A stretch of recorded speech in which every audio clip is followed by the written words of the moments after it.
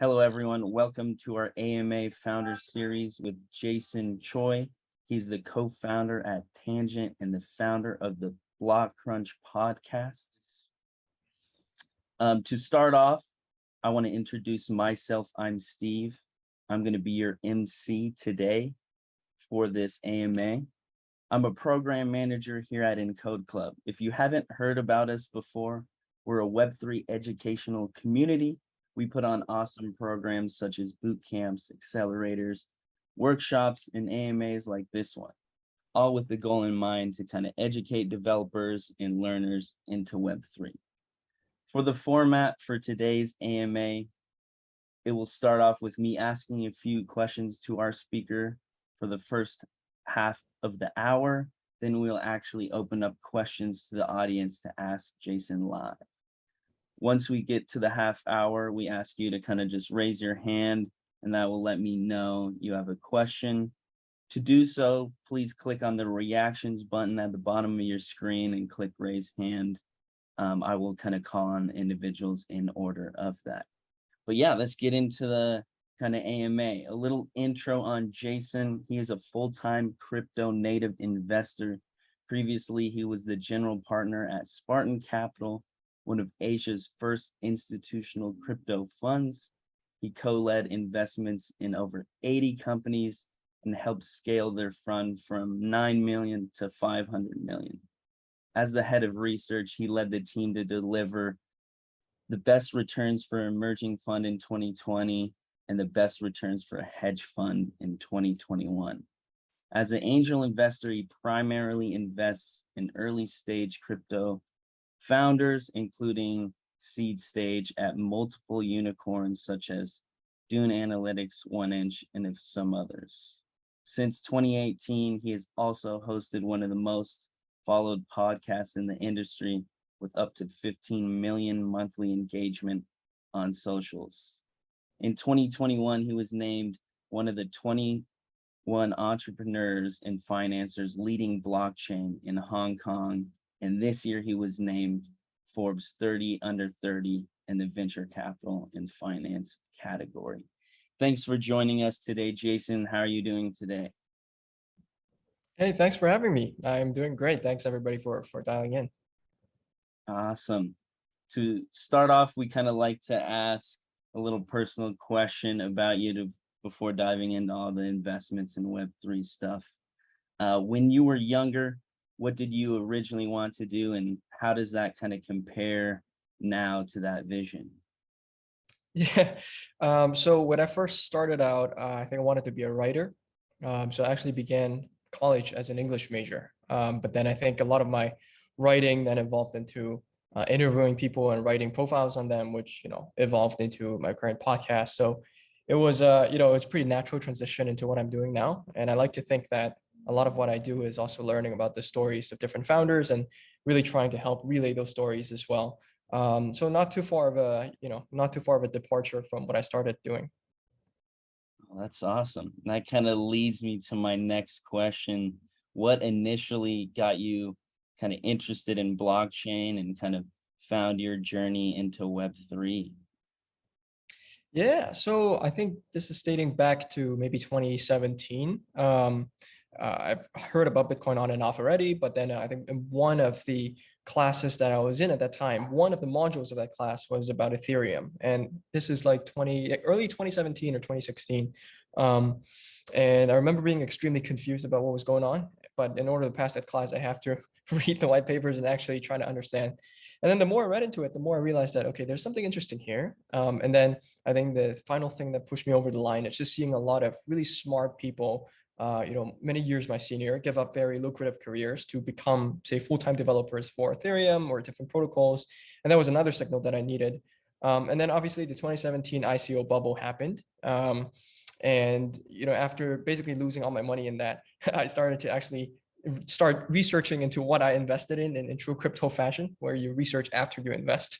So after that, I realized that, okay, this is actually quite interesting. There's a lot of noise here, but there's, nuggets of concepts that seem to have legs. So I dedicated the next few years just to learn about the space by reading, by interviewing people. And that's pretty much how I got here. That's awesome. what kind of were the factors that you said when you were researching that kind of got you interested and said, there's actually something here, there's, something behind the tech that kind of makes blockchain something special? Yeah, I think with most people who got in around that time, obviously the biggest use case at that time was Bitcoin. And this idea of just a decentralized money where you don't really have to do anything to sign up for a quote unquote bank account. I think that was already pretty powerful. And then throughout 2018, this little thing called open finance happened. And this is, for those people who are around, this is projects like Dharma, DYDX, I believe was around as well. Maker DAO was also around, but their UI has nothing, it looks nothing like it does today. It was incredibly janky experience, but this idea that we can, send money and borrow money completely borderlessly was extremely idealistic on one sense, but then on the other hand, it was also just extremely groundbreaking. So that was what really pulled me into it. And then obviously it evolved into DeFi. And then a few years later, we started seeing other use cases like NFTs and gaming. So I would say it's a gradual process to build that conviction that crypto is not just a fad. And every year there's a new trend, there's new wave of development, and I've been more excited every year to be in the space. That's awesome. Kind of switching gears to kind of your ventures and kind of your venture capital deals. Do you feel that there's necessary skills to kind of do what you do as a venture capital?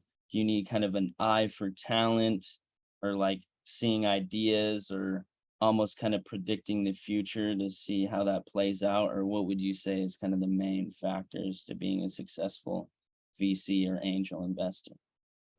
Yeah, so a lot of people ask me, what is your thesis or what is your fund's thesis? And I think that that's, actually a quite silly question because it's impossible to predict the future. And even if you do, I think most predictions end up being just completely off. Like, I can't remember just how many VCs were completely off about NFTs taking off in a big way. And certainly, most traditional VCs missed out on DeFi as well. So I try not to predict the future. Instead, I try to find people who I think can create a future and have a compelling ability to communicate what that future is and execute on it. So these are founders who basically have a massive vision for what they want to build. And then my job is to question them on the timing, basically. So sure, some founders might think that the metaverse is going to be a huge idea. My job as an investor is to be a skeptic and really try to think of whether it makes commercial sense for, a metaverse related enterprise, for instance, to take off before the company runs out of money. So maybe within, 2-3 years. So I think that's kind of a very high level answer to what you were asking, but just basically remaining a skeptic while maintaining open-minded about the general thesis that founders offer me is probably the biggest skill that I'm still honing today.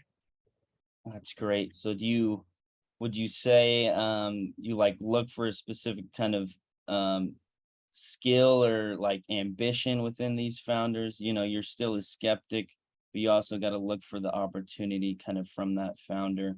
Is there anything there that you've noticed that's kind of correlated within blockchain or these blockchain founders? Yeah, I think on that front, the most important trait that I personally look for is founder market fit. So a lot of people talk about product market fit, right? Whether there are users for a specific product that's built, but what I found to be more important is the founder market fit, which is how passionate is this founder about the market that he's tackling? How determined is he or she to actually solve this problem? And how well versed are they in terms of the previous solutions that came before and the shortcomings of those solutions?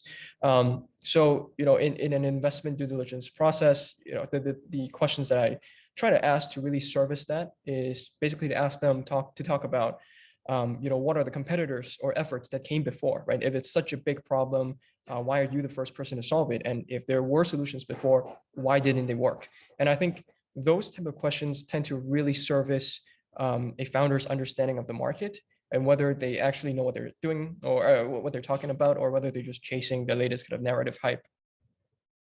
So it's kind of a little bit of both there. The founder needs to understand that market fit as well as kind of fitting within the industry and having that knowledge. That's awesome. So kind of, can you tell us a little bit about kind of what you did at the Spartan Group and kind of what you learned there and what you've kind of brought and decided to take into creating Tangent? as a company now? Yeah. So when I joined Spartan, we were an experiment, basically a financial experiment. And speaking of financial, I should probably declare that everything I say is not financial advice. It's just my personal opinion here. But yeah, so when I first joined Spartan in Hong Kong, it was very much an experimental fund. There was no such thing as fundamentals driven investing. If you talk about fundamentals in crypto, people laugh at you, but it was a fundamentals driven long short hedge fund, which is all the more rare because most of the funds at that time were venture driven funds. But because it was a research fundamentals fund that was focusing on live assets, that meant we had to dig a lot into the data to actually figure out how people are using different protocols and how people are interacting with different projects. And that kind of turned us into power users. We just tried out every project that was live out there. And then through the process, we realized that actually a lot of this skill set that we developed during that 1 year of operating that fund really translates over to a venture perspective as well. There's a lot of insights we garnered just from being early power users that really helped founders we talked to. So we decided to spin up a venture fund as well. The first of which was a DeFi focused venture fund. So we only invested in DeFi founders. And then the subsequent fund that Spartan raised that I'm not involved with is a gaming focused fund. But as with any fund, right, as we scale in size, it becomes more process driven, where my job is to build processes that scale a team that scales an investment process. But part of me still really miss the relationships that I get to build with founders very closely. And it was a little bit harder to do in any kind of bigger fund setting. So I decided to kind of spin out and focus more on a more personal type of relationships. And I found that the best way to do that is through angel investing. But at the same time, angel investing is a pretty lonely sport, and I really value community.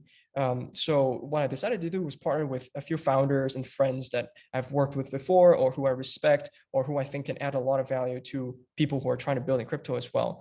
And that's how Tangent was formed. So Tangent is not a fund, and it's not really a DAO either. It's more of a loosely organized collective of just 8 individuals, 6 of whom are founders in projects that are some of the market leaders in their respective verticals. So this is things like DeFi, DAOs, gaming, consumer, and so on. And then there's 2 full-time partners that are operating this, collective of people, basically being janitors full-time.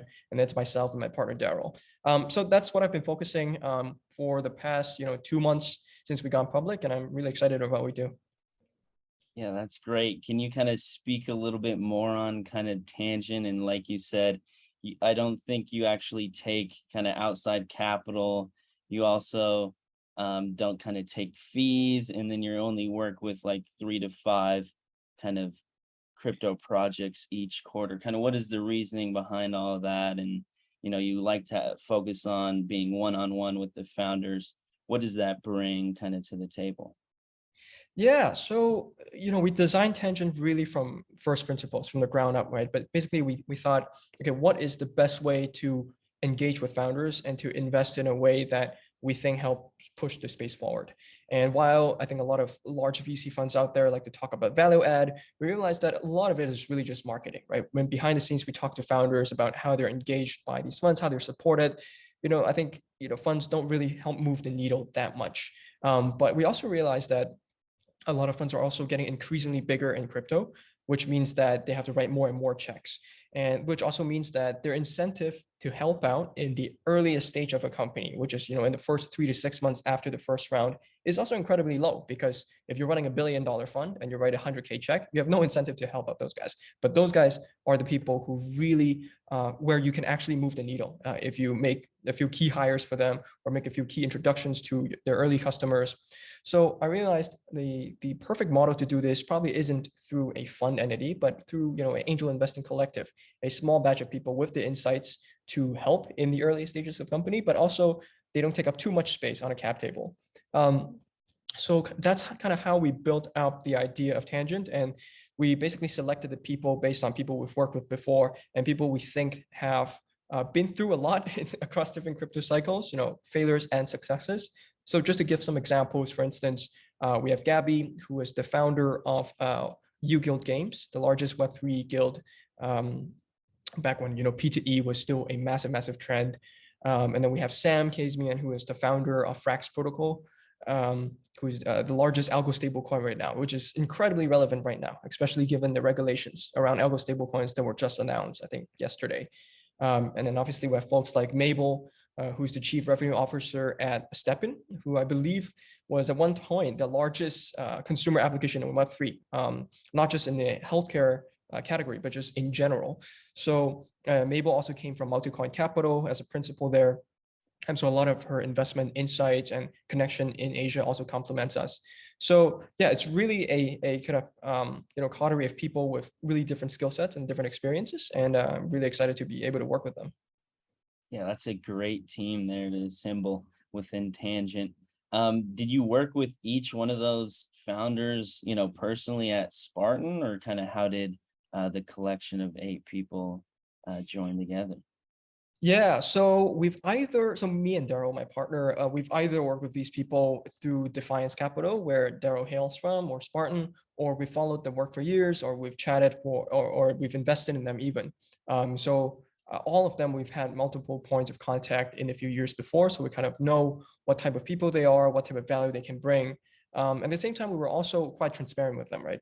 Even though we're not a DAO, we want to retain the flexibility of a DAO. So if at any point any of these people are way too busy building their own empires, which is to be expected, they're all founders of different companies. If say like for the next quarter they're too busy and they would like to focus on their own companies versus then just angel investing, they don't have time to do anything related to Tangent. We're happy to kind of concede their slot to another founder we've worked with before. So it's a very flexible and organic collective of people. That's why it's a little bit hard to categorize it as a fund or a DAO. It's more like an investment collective. And I do think we're going to see more examples of this. And just anecdotally, we already have across different verticals, which we can talk about later. Right. Yeah, that kind of leads me to the next things within crypto. Kind of what companies are you seeing kind of come out of your own, fun, well, not fun, but this own collective? What is kind of the general trends? How do you see that going, if you can comment? Yeah, so in terms of general trends, we're deliberately thesis agnostic. If anything, I think we're afraid of trends. We try to run away from trends because every time there is a narrative or trend in crypto, a ton of speculative talent piles in. They basically fork. We've seen 50 Uniswap forks across like 50 different chains already, and all of them are funded by the same VCs. So we try to avoid that massive party, I think is the politically correct way to put it. And we try to back things that we think are more 0 to 1. So we've seen a lot of really out there type of ideas that might be a little bit early, but we're starting relationships with these founders because as Tangent, we're quite patient. It's our own capital. We don't have a mandate. We don't have to invest within the next 3 years. If we don't see any company we're not excited about, we don't have to pull the trigger. But what we have to do is start building relationships with these founders.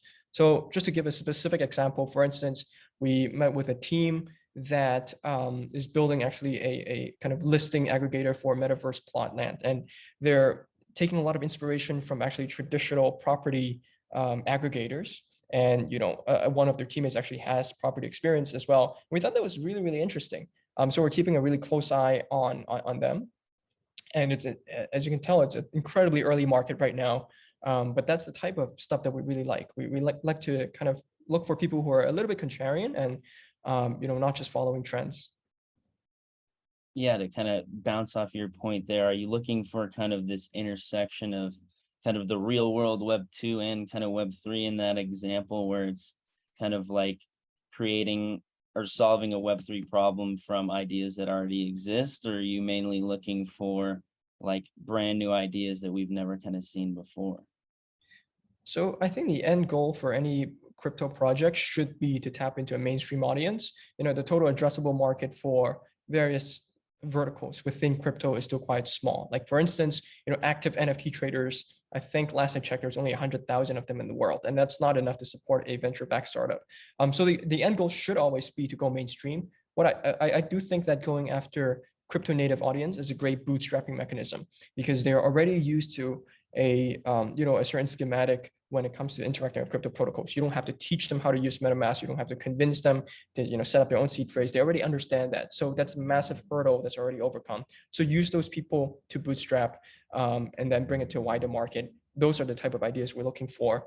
And as I mentioned, we're also looking for pretty experimental ideas that have pretty high variance outcomes. So for instance, we backed this project called Goblin Sacks, which is actually a DAO that provides liquidity across various NFT finance projects. So for instance, they underwrite loans on NFTFi, which is a lending protocol where I'm an angel in, for NFTs. So people put up their NFTs as collateral and then borrow money against that. But then, as you can probably tell, because these assets are not liquid, there's no commonly relied upon oracles for NFT prices. It requires pretty sophisticated type of underwriting for these loans. So we found a group of people who are pretty sophisticated, who have been underwriting loans in NFTFi, and they basically started a DAO together. And now they're spinning out products that are quite similar to Ribbon's DOVs, right? So anyone can come in and deposit the capital, and then behind the scenes, they would do certain types of systematic strategies across different NFT finance verticals. So it's an incredibly nascent idea, but we do think teams like that have the potential to corner the market, and that's why we're looking for teams like that. That's great. That's awesome. To kind of touch on kind of Web3 in the market right now, how do you feel about kind of building during kind of a bear market, and kind of to go about, a lot of founders are worried, or how do I raise investment during this time? And some people say it's the best time to build because you kind of get rid of the noise and the speculation. Kind of how do you feel about kind of these times of uncertainty and kind of getting through it? Yeah, well, I don't know if there's a best time to build. I think, if you're a founder and you're building a company, you should be building regardless of what price of Bitcoin and correlated assets are doing. It just makes no sense for you to, change the pace of building based on that.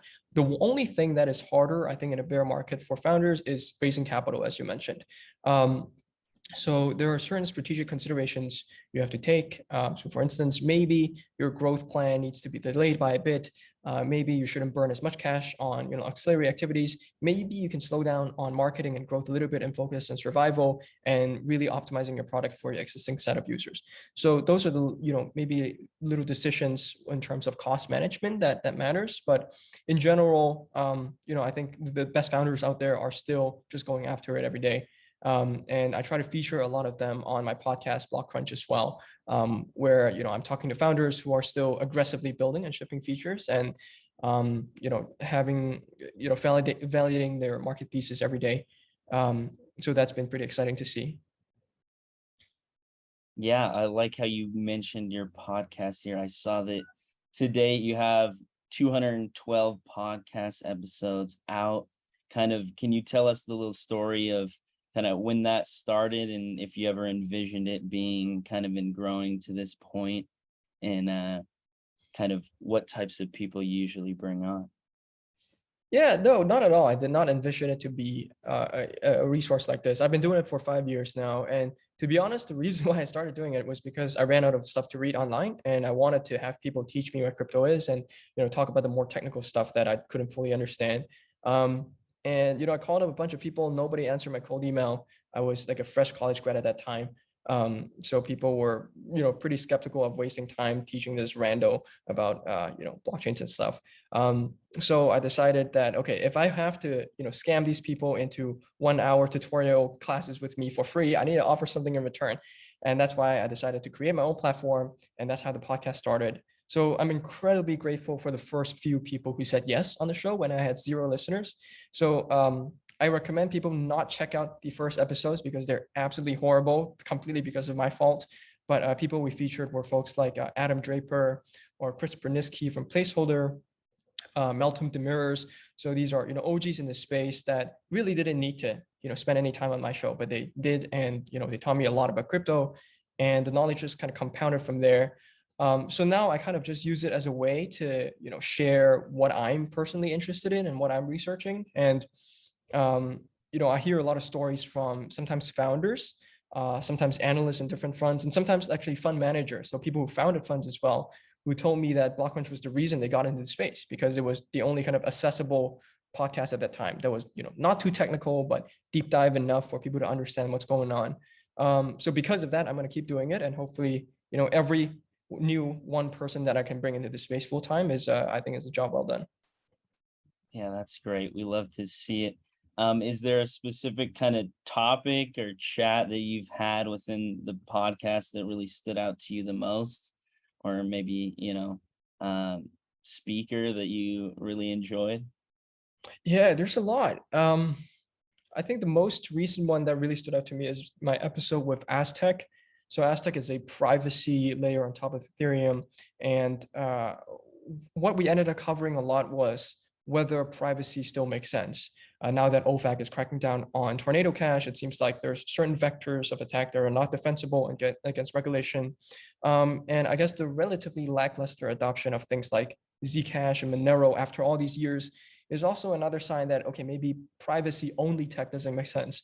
But I think Aztec, that conversation really changed my mind about how to think about privacy, right? It's not just about privacy, but it's about the auxiliary benefits that come with it. So for instance, I think with Aztec, they batch your transactions, so you save on transaction fees. So that's their sell. That's their way of convincing a lot of people to use their product. And once, it becomes a default solution. So it's privacy by default. It's, pretty hard to go back.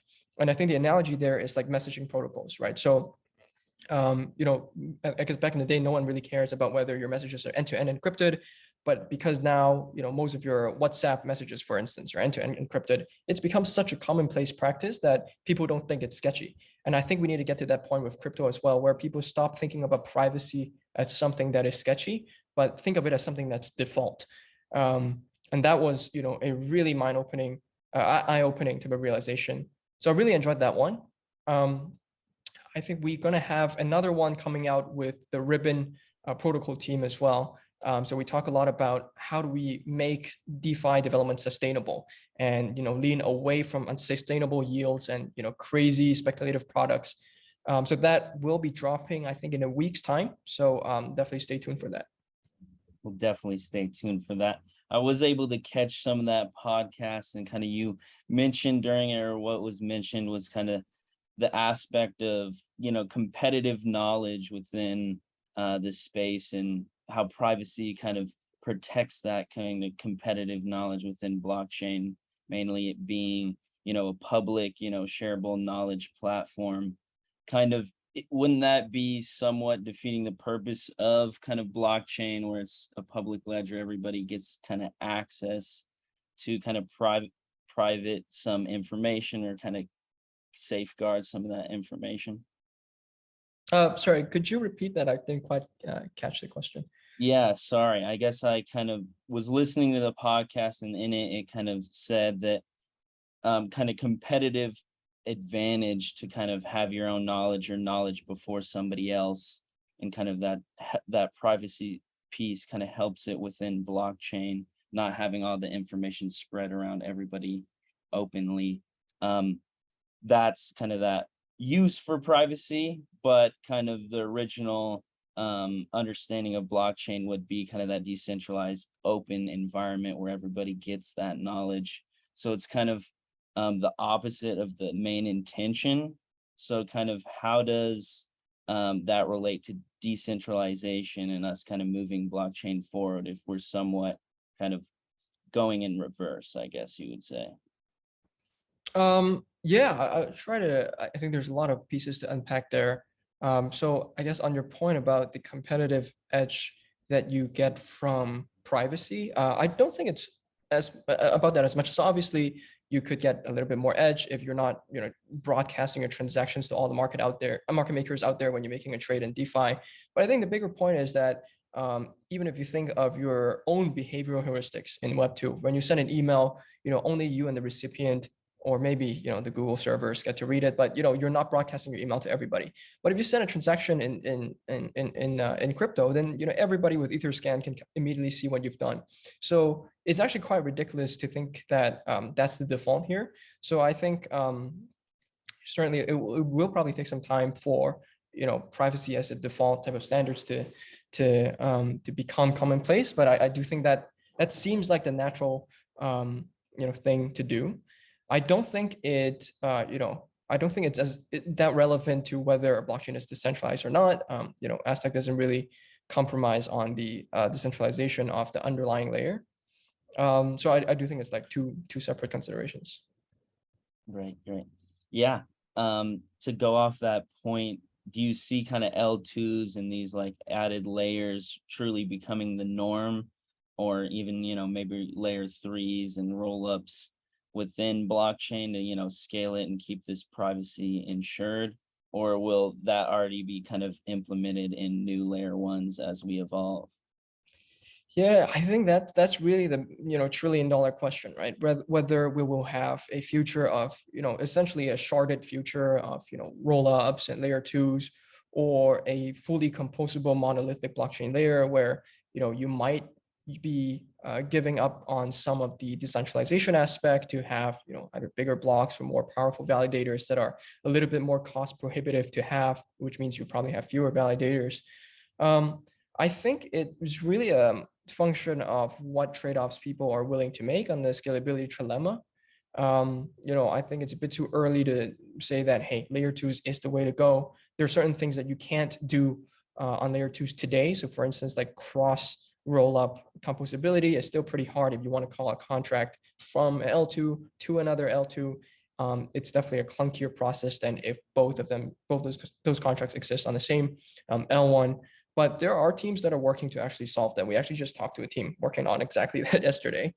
I think I'm a little bit out of my depth in terms of trying to predict where this is going. But going back to my first point, we're not trying to predict what the future will be in terms of the entire blockchain computing stack, right? We're really trying to find founders that can convince us of their vision, and we try to gauge their ability as to whether they can do it.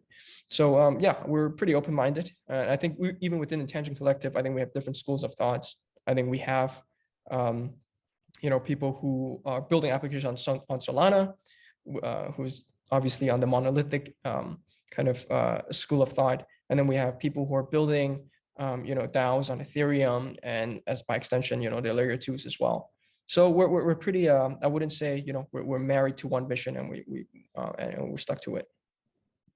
That's great. Yeah, that's a great insight there. Last question before we kind of open it up to the audience, bouncing off that. How do you kind of find these founders in these projects? You mentioned you talked to somebody yesterday that's kind of solving that problem. How do they start to get into your pipeline and get on your radar? Yeah, so regrettably, I'm just one person, so it's a little bit hard for me to get back to all of the cold DMs. But we found that it's a pretty high, it's a pretty effective filter if someone is able to find an introduction through someone we worked with before, maybe a fund we've co-invested with, or another project we invested in, either any of the mentors. And to a certain extent, it's also a test of a founder's resourcefulness. So we discussed for a long time whether this is too exclusionary, too exclusive. If we only talk to people who are referred to us, but then we realized that we saw actually a few founders who have zero experience in crypto before, just got into the space, and somehow they were still able to get a pretty glowing endorsement from people that we really respect and get connected to us. So we think it's actually a pretty great test for kind of creativity and resourcefulness for newer founders who want to get in touch. And it's also a really great filter for us. If someone we trust and respect is speaking highly of a founder. And because it's such a small and bespoke collective, we really pride ourselves on our relationships. So ideally, every project that we invest in will have, at most maybe 2 degrees separated from any of us. And yeah, so we rely a lot on our personal networks to source our deals. That's great. We'll start opening it up to the audience here for questions. If you want, you can raise your hand if you click the reactions thing down at the bottom, and then it'll bring up a little window and raise hand. Looks like we have one from Philip. Shoot away whenever you're ready. So my question is, what is the most desirable trait that wins you over in a founder or a team, if we set aside integrity and the long-term perspective? Because I guess these two are the most important ones. So aside from that, which trait wins you over in a founder or team? Yeah, so I think those are 2 important traits. One thing I did mention before was their understanding of the market and the solutions that came before. I think another really important thing is just how I don't know if humility is the right word, but how obsessed they are with listening to their users. So we found some of the more effective founders to be people who are constantly talking to users, and constantly trying to, perfect the product based on the feedback from the users. And it's actually a lot rarer than people think in crypto, because there seems to be maybe a school of thought that was brought over from the initial batch of layer ones, where you build it, you have great tech, and the marketing will do itself. I think now that we have a lot of infrastructure layer built out already, and more founders are coming in to build at the app layer, the same wisdom that has worked for decades in Web 2 carries over here as well, right? You need to talk to your users because you're building for your users, and that's something that I really hope can become more ingrained in Web 3 kind of founder culture, and something that I think we're still quite a ways away. Thank you so much. That's very insightful. Thanks. Thanks, Philip. Thanks for your question. Looks like we have one from Prashant. Prashant, go ahead. Yeah. Can you hear me? Yes, we can hear you. Yeah. Thanks, Jason, for a very insightful talk here. My question is on, you touched upon slightly about the roll-up technology, the roll-up system. So my question is on zero knowledge proof systems. What's your view on this this particular technology from the non-tech perspective? Yeah, I think I think my views will probably parrot a lot of people who are a lot more technical and in-depth than I am, but the general consensus seems to be that it is the scaling solution that makes the most sense when we have critical mass of transactions, when we can have that kind of economies of scale when it comes to the cost.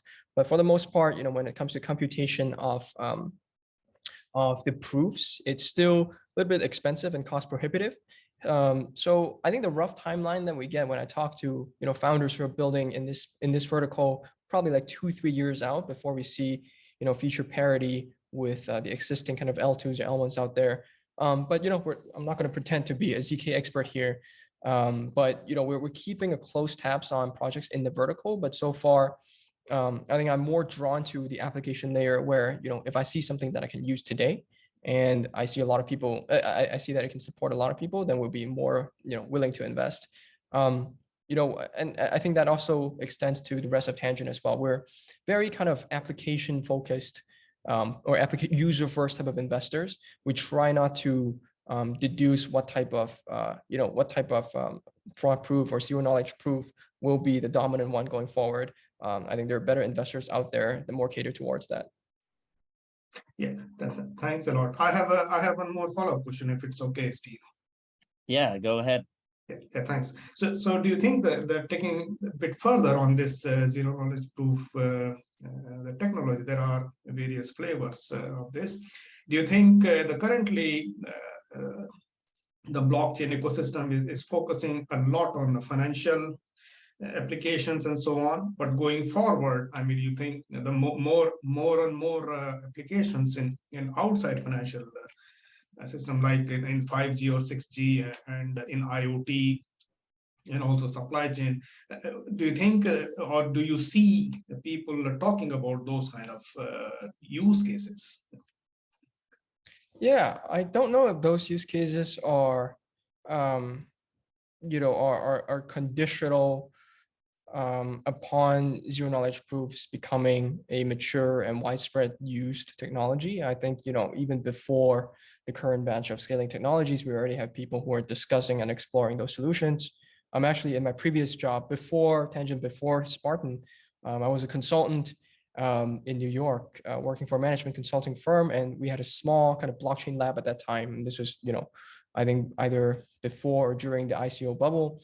And that lab's focus was on a lot of private blockchain use cases, and most of the research was actually focused on IoT type of solutions or very enterprise focused solutions. So yeah, I don't think, I think in short, I don't think majority of use cases in crypto will continue to be only financial, but I also don't think that we require zero knowledge proofs to be ubiquitous for alternative use cases to take off. Okay. Thanks, Jason. Thanks a lot. Great. Thanks so much, Prashant. Any more questions? Please raise your hand. Otherwise, I'll start going to the chat here. I think we have a few unanswered ones from the beginning from Kelly. What helped you evolve your DD skills? How does someone like you go from zero to hero in a couple of years in terms of blockchain knowledge? Not quite sure what DD skills means. Maybe you know what that means. Yeah, so I don't think zero to hero is the right description. I'm very much still a student. It's a really humbling business to be in, because you always make mistakes as a investor, and having been in the business for 4 or 5 years, you start to see things that that you thought you had a lot of conviction on, and now you look back, you're like, oh, why the hell did I invest in that 4 years ago? So you always have those moments every day. So it's a continual learning process. In terms of how I evolved my DD skills, I think the most important thing for me personally is to codify them into actionable heuristics. So, when I was back in college, I worked briefly at a firm called Bridgewater. And for those of you who are not familiar, they're the world's largest hedge fund, and a lot of their investment process focuses on principles, basically abstracting patterns you see in history or human behavioral patterns into heuristics or principles. So that's what I try to do with my own investing as well. So I constantly reevaluate what I've invested in, how they've done, what I was thinking at the time when I was talking to the founders, what made me kind of pull the trigger, what made me pass. So every founder I talk to, that's why I really emphasize on taking very copious notes, because that's how I can reevaluate. And I've experimented with a few things before. So for instance, creating some sort of, a scoring framework where we put down maybe like the 20 most important trades or the 10 most important things that we think a company needs before, we can invest. We put different weights on it, and then we back test them against all of the companies we invested in to sanity check. So that's certainly part of it. But yeah, it's more about, the partly pattern recognition, but at the same time, trying to be high level enough that we don't pattern match too much, if that makes sense. Because I think in crypto, a lot of funds pattern match too much, right? They see, oh, Uniswap took off on Ethereum. That means Uniswap on, Avalanche must also be huge. So we must get into that. So I think that's a bit too on the nose, but it's more about, what are the common traits in founders that exist across different verticals. And we try to, distill all of that into principles. Great insight there. To bounce off that, kind of what you keep tapping into is somewhat data, underlying. You've kind of talked about in some of your decisions, kind of the data, the number that you put on this as kind of a verifying principle or traits, as well as kind of looking at how you said NFTs, there's only 100,000 people actually trading them. How much does data kind of be involved in your decision making at the investment level? Yeah, so I think the 100,000 figure is for NFT lending, but I think in terms of data, it is helpful for I guess like liquid strategies, at least personally. It helps me understand what is the market thinking now, but it rarely gives me strong indication about where the market is going in 2, 3, 4, 5 years, which is the horizon that I want to invest on when it comes to venture bets. So I try not to over anchor on data, because look, if you over anchored on data when CryptoKitties came out, and subsequently after 2018, CryptoKitties completely flatlined, then you would have thought that, wow, NFTs are a one-time fad. It's really a scam, and you would have passed on OpenSea, which raced after that, and Super Rare, which raced after that. Which I'm sure produced pretty great outcomes for investors.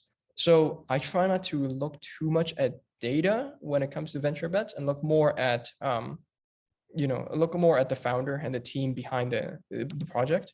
So it's a lot more qualitative investing versus liquid strategies, which tend to be a lot more quantitative. Great. A couple questions more from the chat. One about kind of your experience. Do you think you ever made a mistake by switching to crypto? Was there any doubt in your mind now, 5, 6 years later? Every day. No, I'm kidding. Yeah, I think a lot of people definitely question themselves, especially in bear markets, right? So it's important to have a North Star. I found that a lot of people who quit crypto during a bear market tend to be people who didn't really know why they got into the space in the first place, right? They came in because it was hot. A lot of people were making money. Maybe their friends got rich off of NFT, so they don't want to miss out on that train. But for me, I got in during a bear market during 2018, purely out of intellectual curiosity. And I got in as a student, basically, right? I was learning through my podcast and through reading. So for me, investing, obviously, profits is like the main motive for most investors, as it should be. But at the same time, there's a much bigger part of that. I do think we are in one of the most interesting shifts in, technological paradigm. And I can't find anything else that interests me as much, and I've tried. So no, I don't think I've made a mistake. But ask me again in 5 years if we're still in a bear market. Then maybe I will entertain fintech or something. We'll have to circle around on that one in 5 years. Awesome. Next question from Colin. What do you think about the Ian Ballina case where the U.S. authorities are stating that majority of validators were from the U.S., hence all transactions can be considered US based? I think that's another example. I did see that. I think that's another example of, retrofitting antiquated regulatory frameworks to a completely new paradigm. And we see that again and again in crypto regulations. But at the same time, like if they say that, if that is the benchmark by which they're making decisions, then the converse must also be true. Like if at one day, if we have more validators spin up in Europe, then does that mean any crypto activity is de facto not regulated in the US because it's no longer a US based chain? So I think there's some logical flaw there that's not fully thought out just yet. But yeah, I personally don't agree with that view of Ethereum. I don't think it makes sense. I think the ridiculous analogy that came to mind was, because because a criminal that committed a crime in, say, like Hong Kong, because he speaks English, which is widely used in the United States, and is actually should be tried in the courts of America. It just makes no sense to me. Right.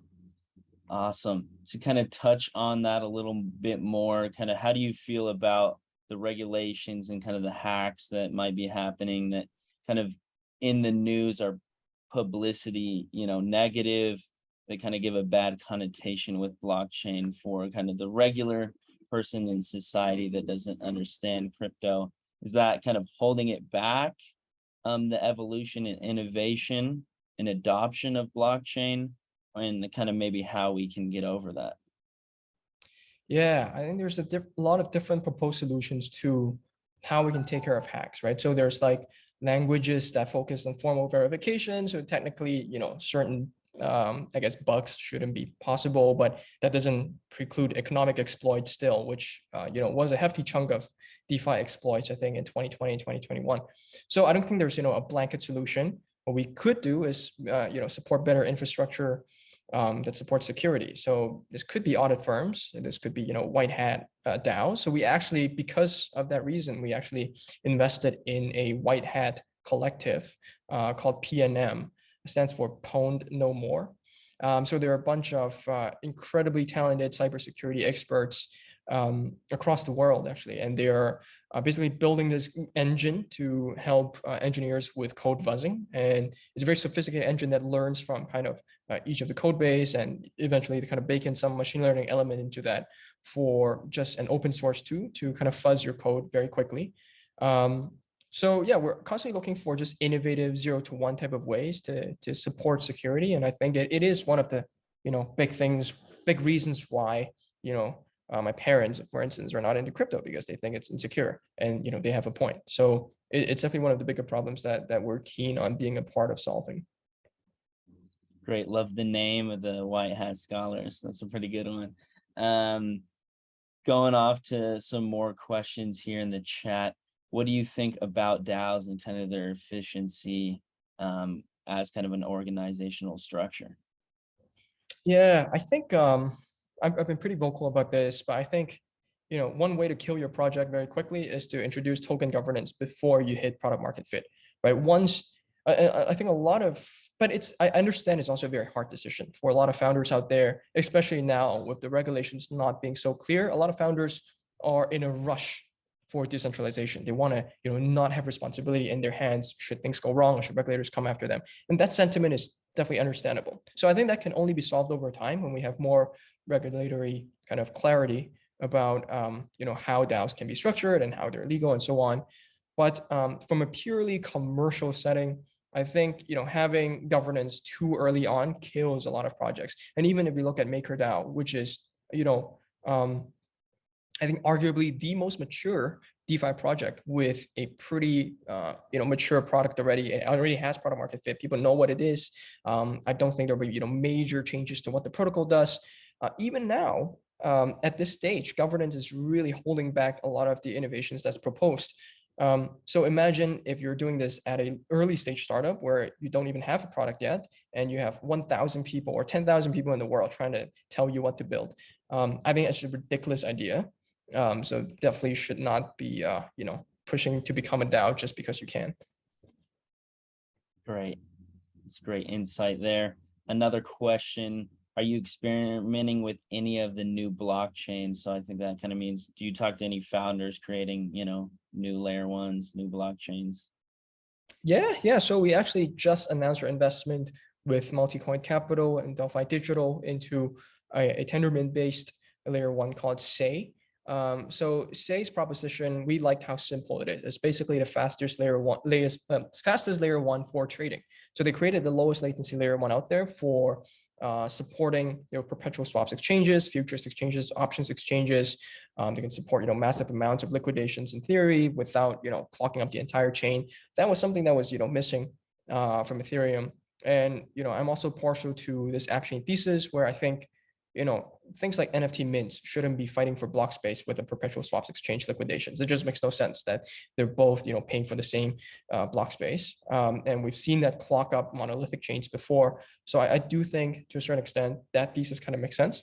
So to answer your question, yes, we do look at different, infrastructure layers, but as you can tell, our rationale for investing in them is very, app driven, very use case driven. We rarely think from, okay, we think this consensus mechanism is very elegant, and that's why, or we like this language because it's formal verification. That's why we're going to invest in it. We're more thinking of, as users and by extension as builders. Great. Question still on investment here. Is there an investment that got away? Anything that you regret in your kind of career? Yeah, a lot of them. I think one of the big ones that I talk about a lot is FTX. So I distinctly remember meeting the founders very early on, I think back in 2018 or 2019. And we were a little bit skeptical about the thesis of having a market make your own exchange. We felt that it was a little bit of a conflict of interest, but turns out that's precisely what they needed in terms of bootstrapping liquidity on the exchange. And we kind of, missed the forest for the trees and passed on that investment. I think another was OpenSea as well. I talked to Devin Finzer, one of the co-founders, on my podcast. Again, back in 2018, 2019. And back then, I don't think people called them NFTs. They called them like digital collectibles. And I distinctly remember trying to figure out how do I title this episode so that people would care. But, in the back of my mind, I'm always thinking, okay, this is clearly just, a subsector of the crypto market, a tiny niche of maybe like 100 people would care about these things. And obviously I was completely wrong about that as well. Just to clarify, we were never offered the opportunity to invest, but we also didn't actively pursue it when I think we could have. I can go on and on. I think there are a lot of projects that I wish I had invested in, but that's also going back to my point about why it's such a humbling game, right? Every day you realize that there are potential life-changing bets that you could have made that you missed out on, or there are bets that you thought could be life-changing bets that were just completely wrong. So that's part of the fun of the process too. Is there a specific project that you see kind of on the horizon now that you're really interested in? Yeah, so actually this Say project I mentioned is just announced as an investment. So I'm definitely very excited about that. We are continually looking out for founders that are building consumer applications leveraging crypto use cases. So I think a lot of those are still solutions looking for a problem, but I do think something interesting will emerge from there. So for instance, there's like a token gated type of Zoom or token gated Discord that are very catered towards DAOs or NFT communities where and they're filling gaps that current Web2 tooling just doesn't fit yet. But we're unsure about whether that alone is enough of a wedge. But it's projects like that that we're keeping an eye out for, and a lot more. Great. Another question from Sebastian.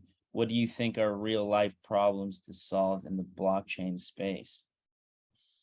Yeah, so as I mentioned, I think most of the problems that should be solved by crypto should start with mainstream pain points in mind, but they should start with crypto natives as execution. So I think a great example of this is like a project called Goldfinch, which I'm angel investor in, and they're essentially a credit fund, on-chain credit fund that's pooling capital from crypto natives. So crypto natives have got a lot of stable coins or Ethereum or whatnot lying around.